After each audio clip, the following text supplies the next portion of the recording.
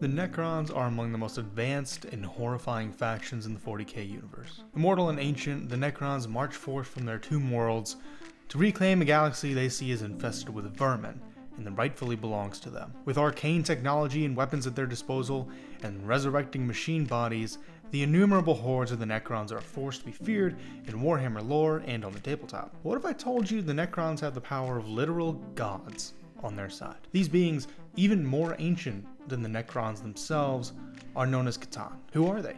What powers do they possess? And how do the Necrons utilize these literal forces of nature on the battlefield? Welcome back to Starhammer, y'all. The C'tan are the oldest intelligent beings in the known 40k universe. Born at the moment of the universe's explosive creation and gaining awareness before even the first stars had formed, the C'tan were beings of pure energy that fed upon the stellar mass of newborn stars. Essentially, cosmic energy vampires, the C'tan traveled the newborn universe and consumed everything in their path, but could never really satisfy their ravenous hunger. At some point in ancient history, billions of years before life ever evolved on Earth, the Necrons, then known as the Necrontyr, encountered the C'tan. Though many accounts of this first contact have been recovered, nobody knows exactly how it went down. The Necrons, however, were in awe of the awesome power of these seemingly divine entities and named them C'tan. The dying race sought to appease these new entities and, in helping them to perceive the physical world, crafted these entities bodies of living metal made from necrodermis. In their physical form,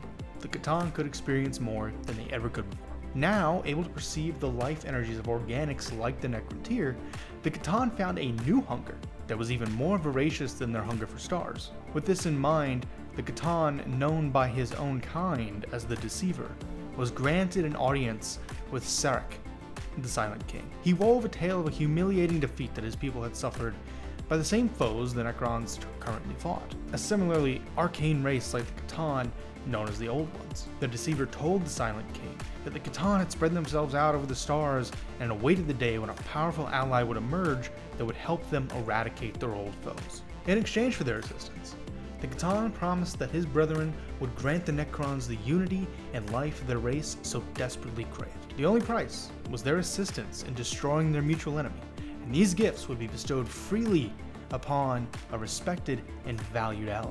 For a year, Sarek debated this deal with the members of his court. The royal astrologer, Orkan the Diviner, urged caution, saying the offer would bring about a new golden age for their civilization, but utterly destroy the souls of their own people. Yet, caution was thrown to the wind as the Necrontyr finally had their greatest desires within their grasp: immortality and unity. The Silent King returned to the Deceiver and sealed the deal. The C'tan then began to be worshipped by the dying Necrontyr as gods, and the C'tan reveled in it as they feasted upon the fleeing life energies of their new slaves. The C'tan did fulfill their end of the bargain, however, with their gift of immortality granted to Necrons via the process of biotransference. The Necrons entered into these massive biofurnaces in droves in order to receive the gift of immortality, while the C'tan swarmed around above them, gleefully feasting upon the soul energy of those being harvested. When the Silent King emerged from biotransference, he realized that the C'tan had indeed kept their promise. The Necrons now possessed bodies of necrodermis like their gods.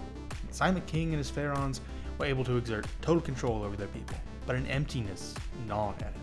For though he had achieved immortality and the unity that he had sought for his race for so long, just as Orkan had said, it came at the terrible cost of losing themselves, as the C'tan had gorged themselves on the souls of the Necrontyr, turning them into the Necrons we know today. With their promise fulfilled, the Necrons and their new C'tan masters set out to destroy the Old Ones. While they succeeded, it was during this time that the C'tan began fighting amongst each other for supremacy and energy. The harvesting of entire civilization's souls made the C'tan gluttonous, and the red harvests they embarked on with their Necron slaves only served to expand that hunger.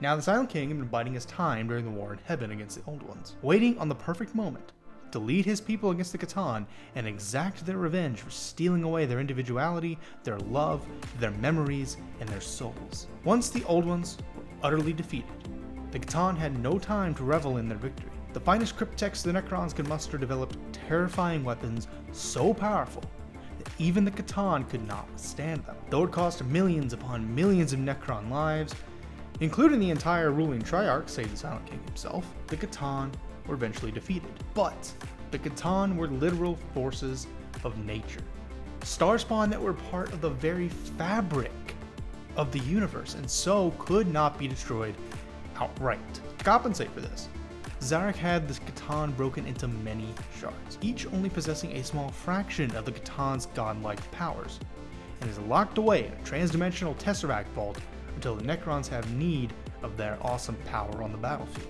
The shards now remain trapped in nearly unbreakable servitude to the Necrons, completely incapable of acting without orders from their former subjects.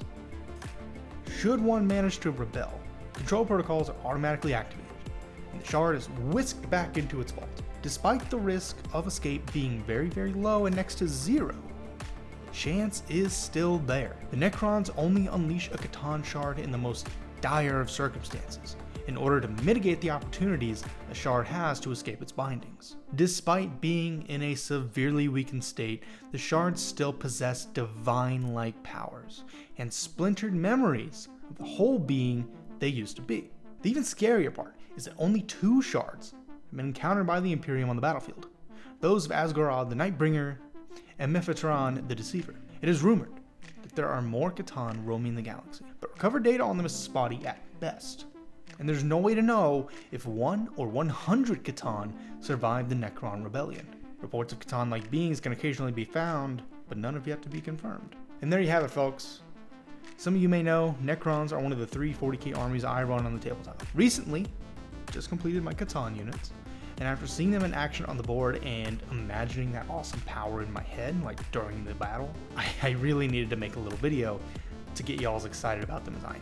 Drop a like if you enjoyed it, subscribe if you really enjoyed it, and let me know in the comments what you think of the Catan. I'll catch you in the next one. Doodles.